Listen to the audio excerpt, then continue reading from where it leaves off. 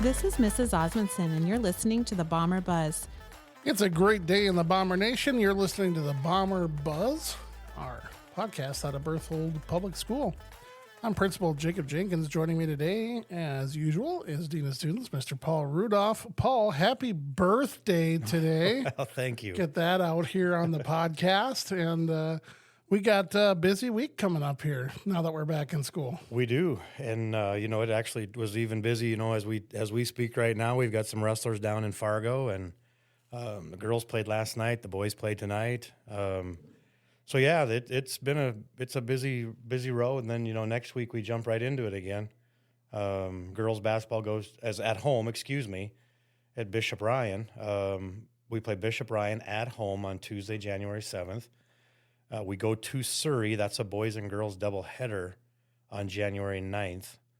And then we host our big travel ball basketball tournament next January 10th, Friday night, and Saturday the 11th, where there's about 50 youth grade 3 through 6 teams that roll into Berthold. That's a big one. Quite an event-filled, packed day and an evening. So come early if you want a good parking spot. Yeah, we try to do them in shifts, right? So like the third grade and fourth grade or sixth grade come in, and then their tournament kind of finishes, and then the fourth and fifth grade kind of come, you know what I mean? And so you can cycle it out a little bit. Yeah, so that we're not 50 teams here right at the same time. It's kind of a cyclical deal, if you will. But nevertheless, a busy weekend next weekend for sure. So on the downside of that, I guess I have a quick announcement on the boys junior high season. We were hoping to have boys junior high basketball, but it just doesn't work out this year. We've got one 7th and 8th grader, and then we were going to have 3 6th graders join and a 5th grader. 5th and 6th graders can play junior high sports if it's considered what they call non-contact. Gotcha. Right. So football, they cannot. Really, the sports that we offer, baseball and basketball, are really what they could do. Right. With the junior high, but otherwise, yeah. So we just don't have enough. I mean, we don't have any 8th grade boys that play basketball. We don't have a lot of boys in the 8th grade class anyway, with just the 2. No. And then the 7th grade class, we just have the one young man. We were trying to round up a couple guys that might help and see if they could do it, but in the end, it just couldn't gel. It's not going to work out. And then the fact that the one 7th grader we do have has been playing a lot of minutes on the junior varsity squad. Probably a little bit, but at the same token, he's been doing a nice job. So a little unfortunate news that way. Yeah, that is too bad. That's just kind of where we're at, I guess. Yeah, I mean, obviously that's part of the reason why the co-op is moving, forward. Is that it's just the reality of our scenario. Yeah, for sure. I will mention, too, that we've got early out on Wednesday, the 8th, so we'll be out of school at 1:30 on that day, so just watch for that.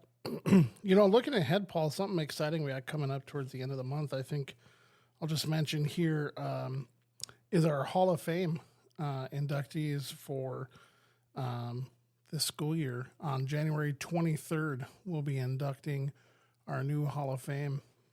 And that's going to be pretty exciting. It was. I thought it was a fantastic event a year ago. Yeah, it was a great time. And we're doing it again. I think we do the dinner roughly right around 5 o'clock and the little program, and then do the introductions in between the boys and girls game.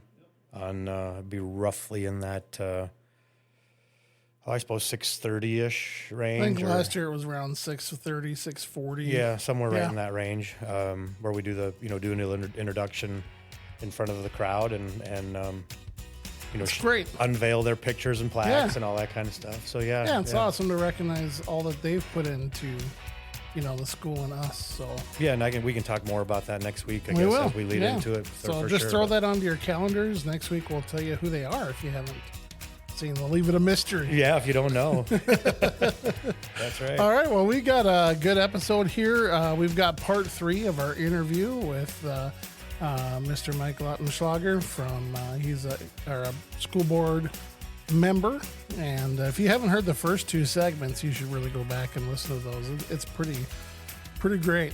And so we're going to wrap that interview up here on this episode. Yep, it is good. Really good. Yeah, so stay tuned. That's coming up in just a second here. Berthold Farmers Elevator is open 5 days a week, Monday through Friday from 8 a.m. until 5 p.m.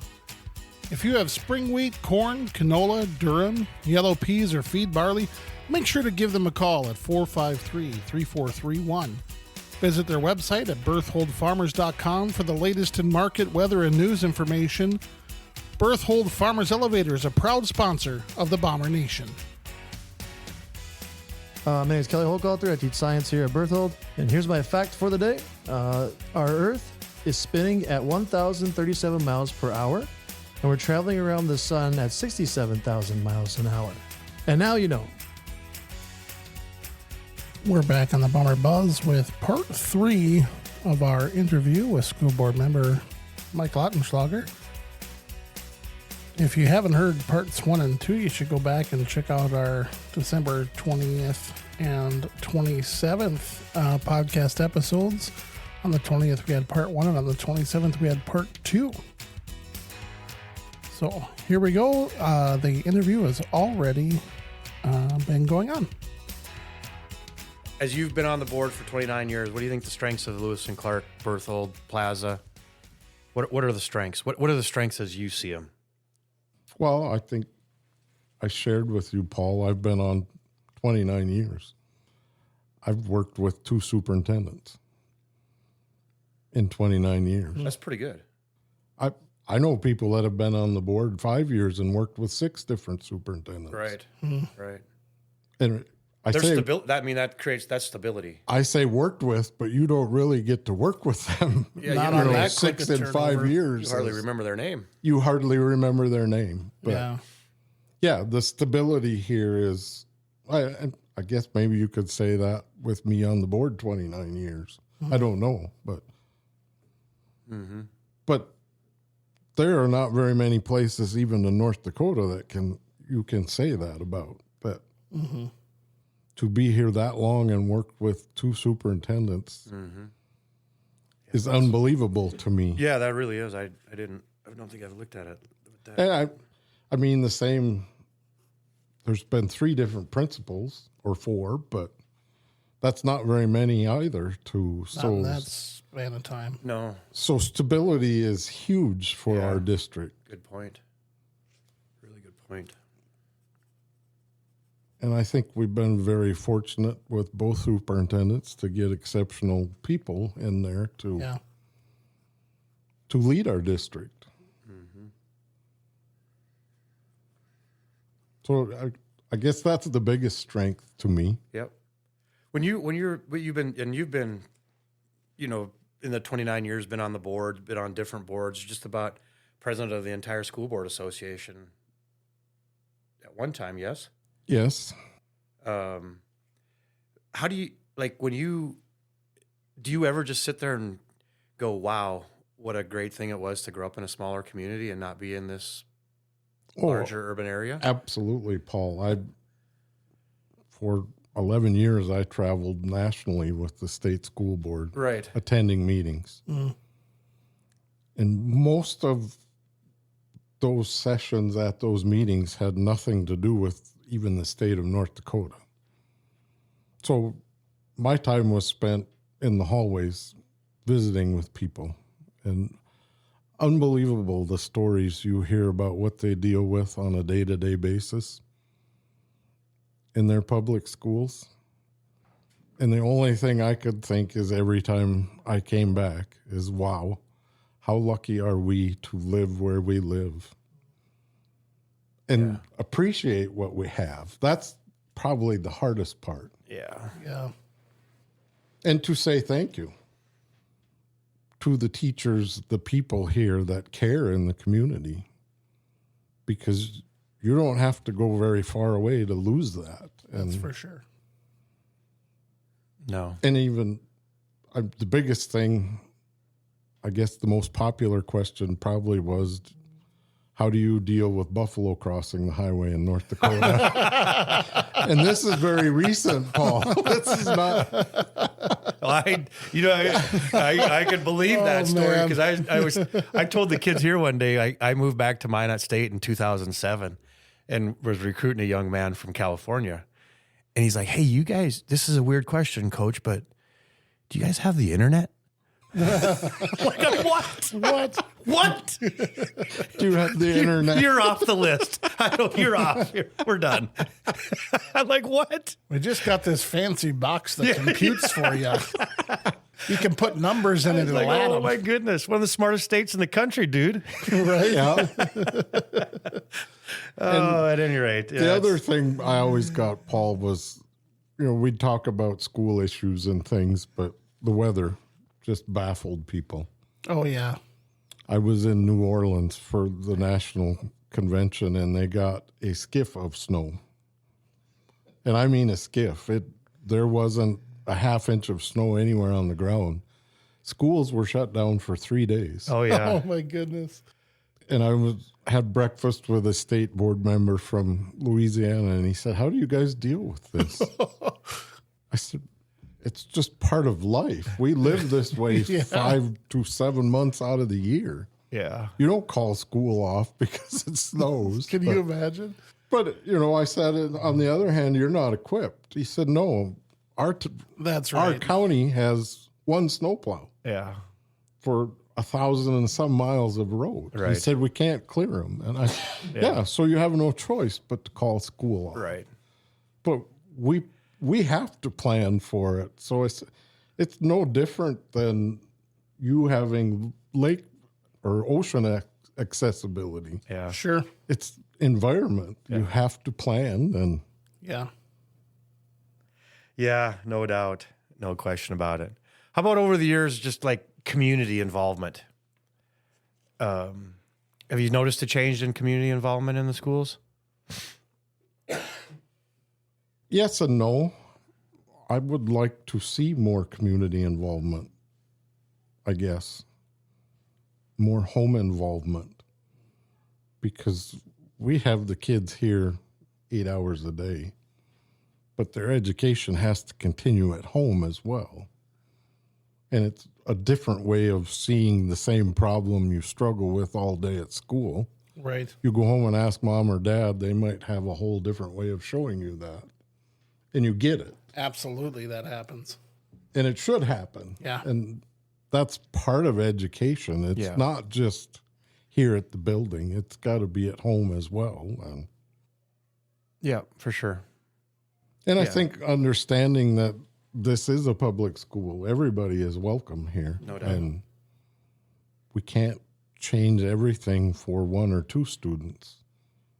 We're here to educate everybody. And yep, no, facts. All facts. What else? Anything else? Anything else? Did we miss anything? Is there something we should... anything else we should have the listeners? I don't know if there's anything else to... Anything else we need to go back and just revisit or hit on harder? Or and I shouldn't pick on this gal maybe, but I went to Chicago for meetings.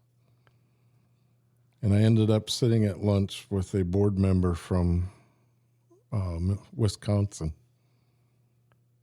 Not Wisconsin, she was from Michigan.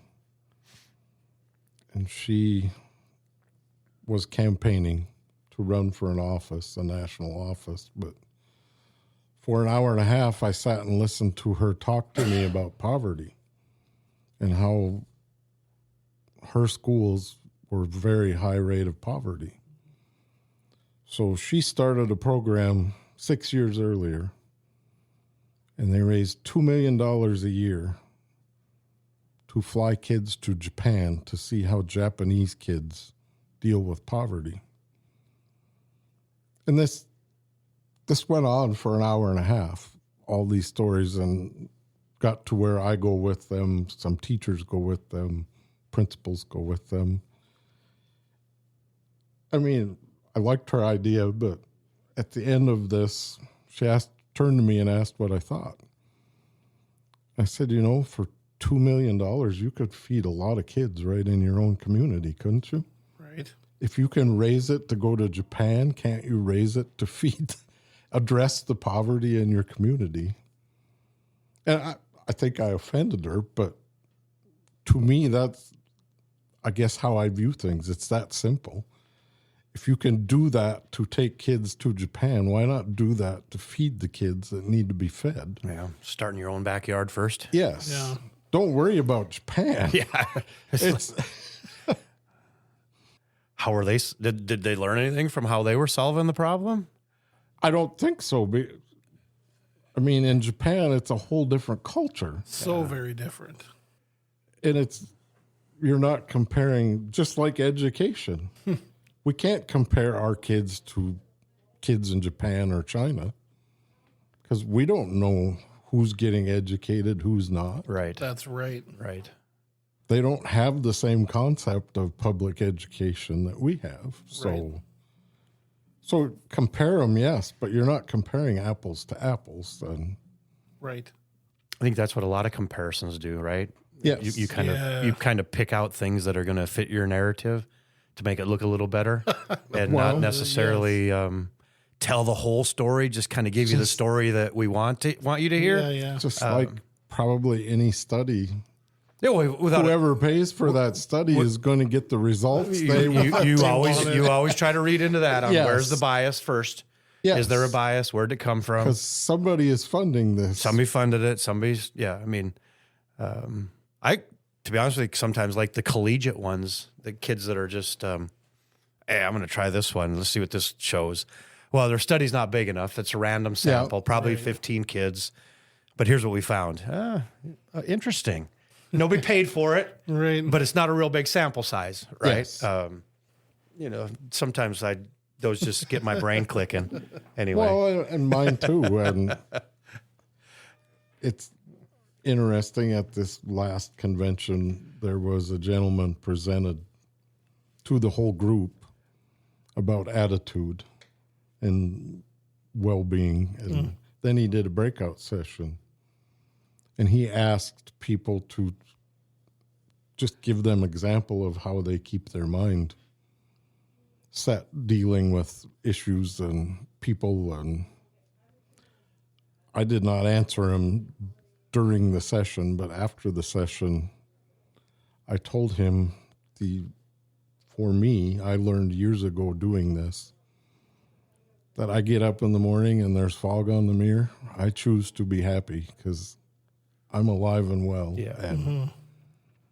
And I said, I found that made every day go much better. Yeah, there's no question about Absolutely it. it does. Because we take so much for granted in life. Yeah. So to me, the more simple you can make things, the better Yeah. off we are. And And I don't disagree with that statement. I've been a believer in attitude for a long, long, long time. Absolutely. You wake up in the morning, you got a choice. And You do. Let's try to have a good one. Because if you don't, the day turns out miserable. It And ain't going to help you get better. And you may have to reset at 2 in the You're afternoon. going to have to reset definitely it. happens. For sure. You might have to. Go check the mirror. Go take a nap. Yeah, Close exactly. my door for a minute and hit that button. Yeah, hit the button. Let's reset. All right, now I'm ready again. Let's go. No big deal. That's good. right. And that's part of being human. Without a That's doubt. for sure. And I guess I've always been fascinated visiting with people. And it happened just a month ago at the Senex in Carpio. I pulled up to get diesel fuel, and there was a pickup with a slide-in camper on it, an older gentleman pumping fuel in it. I said, how do you like that camper? And he said, love it. He said, I've just been in Alaska for 6 weeks fishing. He was telling me about the trip, and we were talking back and forth, and his fuel clicked off, and he turned to me and he said, thank you. I said, for what? He said, I never expected to have a conversation with somebody so pleasant this early in the morning in North Dakota. He said, That's good. He said, thank you for talking to me. Yeah.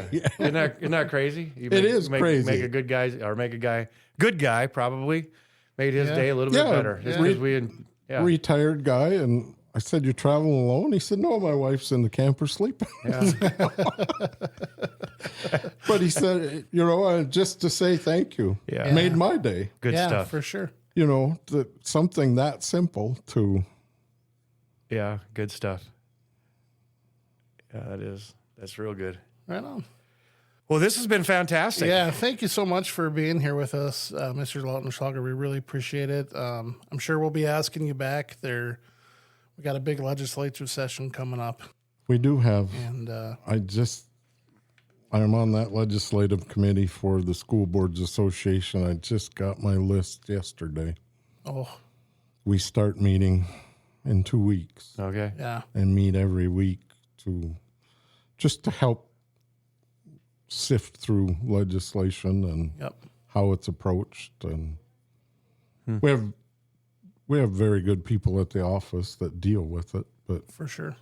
just so they get a different perspective on things sometimes is, Oh, for sure. or we may point something out to them on the committee that they missed, or vice versa. Yeah, That, well, you need a lot of people with eyes on and thoughts on that are varied to really get a picture. well, and you have to read the fine print because Yeah. sometimes it's not pointed out yeah, that is for exactly sure. what's meant to come out of that bill. And Yeah. Well, that's the last session. I don't remember the name of the bill, but it was the one that schools should allow students to choose an online version of a class if they want an online version, and was supported by a lot of organizations. But then in the interpretation, which was not intended by anyone, was that then the school has to pay for the classes if they want to take them. yes, And that was not the intention of any of the organizations, and it was in the interpretation on the small on the details, small details, yes, that got missed. but a huge implication. Yes. So it is important to have all those eyes and all those people, and because it's hard to catch everything. It is, and it's something that's important for us to function, for every school to function Yeah. in the state, and Yeah. and it's something that I don't mind taking the time to do because it is very important, Yeah. not just to me and our kids, but all across the state. Our it's whole state. important. Yep. Fact. So No, like I said, this has been tremendous. Yeah. Enjoyed this a lot. Absolutely. Well, thank you, Mr. Lautenschlager. We got a little bit more You're coming welcome. up. Stick with us here on the Bomber Buzz. The people of Farmers Union Oil believe in the community and in the people that work there. From gas and parts to food and friendship, Farmers Union Oil is powered by local people and provides for the community's needs. Make sure to stop in at one of their locally owned 4 locations in Berthold, Carpio, Donnybrook, and Burlington. Farmers Union Oil is a proud sponsor of the Bomber Nation. You've been listening to the Bomber Buzz, our podcast right here out of the Bomber Nation. If you're interested in being on the Bomber Buzz or have an idea of something that you would like to hear, please contact either myself or Mr. Rudolph. You can get a hold of us by calling the school or coming on in. You can also reach us through our email, jacob.jenkins@k12.nd.us or paul.rudolph@k12.nd.us. Happy New Year, and as usual, we're back to the Berthold Band taking us out with our school song. Fly high, Bombers.